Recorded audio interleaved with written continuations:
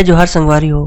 अगर आप मन ला हमार वीडियो पसंद ही तो वीडियो ला लाइक करो और चैनल ला सब्सक्राइब जरूर करो और हाँ बेल आइकन ला जरूर दबाओ ताकि हमार नवा अवैया वीडियो आप मन ला सबले पहले मिले। जय जोहार, जय छत्तीसगढ़।